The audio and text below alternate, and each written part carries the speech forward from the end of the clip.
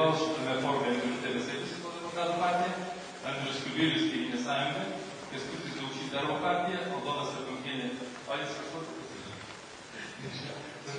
liaudininkų, Dainius Barkauskas Tvarka ir teisingumas, Saulius Latėnas Liberalų sąjunga. Aš atsiprašau, iš kaip suprantu, iš Darbo partijos, tai daug.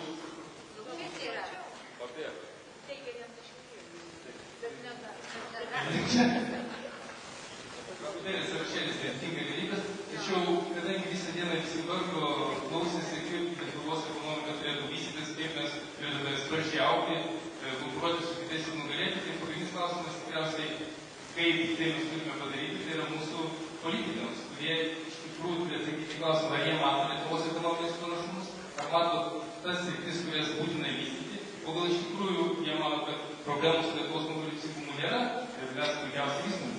Tai galbūt kiekvienos partijos atstovų norėčiau skirti 3-4 minutės, kad atsakyti esminį klausimą.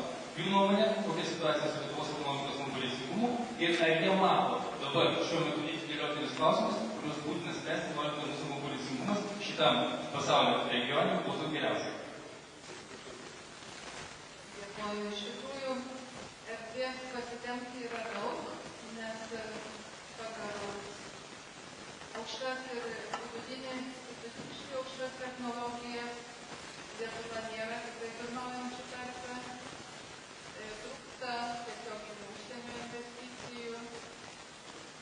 Ir vienintelis kelias, kurį aš matau, tai būtent eiti aukštų technologijų keliu, kuriant produktus su didelė pridedamąja vertė. Iš tikrųjų, ko reikėtų, kad Lietuva taptų konkurencinga. Tai vis dėlto įgyvendinti užsitęsusią mokslo ir švietimo reformą. Mažinti korupciją, tame tarpe ir vidutinėse valdymo grandyse. Dėl mokesčių sistemos, tai aš sakyčiau, kad Lietuva yra tikrai mažų mokesčių šalis ir nematau prasmės juos daugiau mažinti.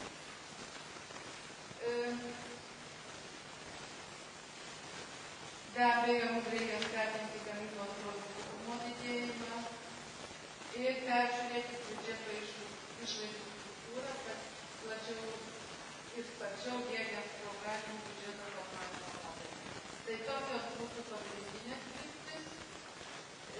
Aš manyčiau, kad dabartinės struktūrinės paramos lėšos, būtent slėnių formavimas, tai yra mokslo ir verslo simbiozė, tai yra kelias, kuriuo mes turime eiti. Ir iš tikrųjų, jeigu mes efektyviai nepanaudosime struktūrinės paramos lėšų būtent tam kokybiniam šuoliui, tai tikrai Lietuva, sakyčiau, ir pasiliks kaip vidutinių technologijų lygmenyje, bet vyriausybė deda pastangas ir aš manau, kad tie 5 slėniai tikrai bus daug.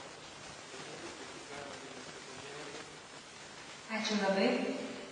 Na, nesikartosiu, ką jau išvardėjo mano kolegė Birutė Zarkė, tačiau mano nuomonė Lietuvoje yra ir Lietuva turi ir objektyvių priežasčių ir sąlygų, dėl ko atsilieka su investicijomis nuo kitų šalių, kurios yra pagrindinės Lietuvos konkurentės ir galbūt kaimynės. Tai visų pirma, tai labai mažai yra vietinės produkcijos rinka, nes tikrai ir toks gyventojų skaičius ir pati šalis yra nedidelė, darbo rinka taip pat yra nepakankama ir pakankamai žema gyventojų perkamoji galia, negu kad yra kitose ES šalyse, aišku, turiuomenyje senosiose ir kitose šalyse. Ir yra, Lietuva yra savo geografiniu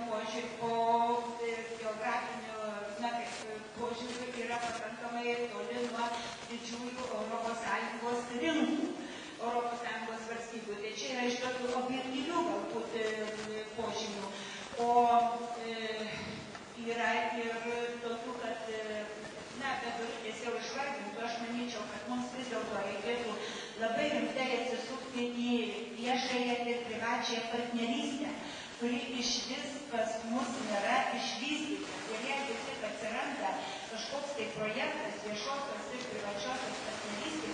iš karto jau būna pasmerktas viešąją opiniją, kad tai yra korupcija ir taip toliau ir yra labai sunku įgyvendinti. Tai vis dėlto tikrai, jeigu mes pradėtume stambius projektus ir juos įgyvendinti ir su viešosios ir privačiosios partnerystės būtų, tai tikrai labai padėtų šalies konkurencingumui, nes tuo keliu ypatingai eina Norvegija ir yra daug pavyzdžių, kada tikrai gyvendinant šią partnerystę yra pasiekiami didelių projektų įgyvendinimas. Taigi, be technologijų žemų lygio, be kitų Birutės išvardintų ir dar galbūt neišvardintų priežasčių, vis dėlto tikrai norėčiau šiandien akcentuoti į ypatingai viešai privačią partnerystę. Tai ne pagrindinis ir ne vienintelis veiksnys, kuris pagerintų mūsų šalies konkurencingumą, bet vienas iš svarbesnių, kas pas mus dabar iš vis yra užmiršta. Na ir aišku, mokslo ir verslo taip pat bendravimas, kur iš vis yra, mano nuomonė, tai labai didelė atskirtis, ką reikėtų kuo greičiau skatinti, kad tai būtų. Ir nekalba, jau galima pranešinėti, kaip reginiausios frakcijos vadovai. Ačiū už išskirtinį dėmesį. Tikrai yra sudėtinga diskutuoti, nedalyvavus ryto forume, negirdėjus išsakytų minčių pasisakymų. Bet taip kaip suformuluotas kartu skirimas ir vietos nusileidimas, Lietuva šiuo požiūriu nėra išimtis. Mes dėja esam tos globalios ekonomikos ir globalių tendencijų, kurios šiandien visame pasaulyje reiškiasi, taip pat dalyvis ir visos tos pasiekmes paliesi mus ir kada mes kalbam apie tai, kiek yra subjektyvaus veiklams, kiek objektyvaus veiklams.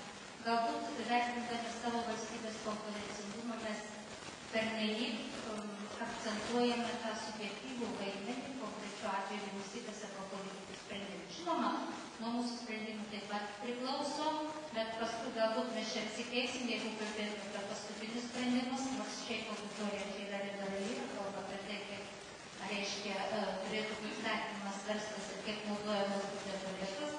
Deja, aš kaip socialdemokratė turėčiau pastebėti, kad artėjant rinkimams iš mano kolegų iš dešinės socialdemokratinis perdėtas požiūris ir biudžeto lėšų reiškia skirstymas dėja nėra, sakyčiau, nei atsakingas, nei kalbant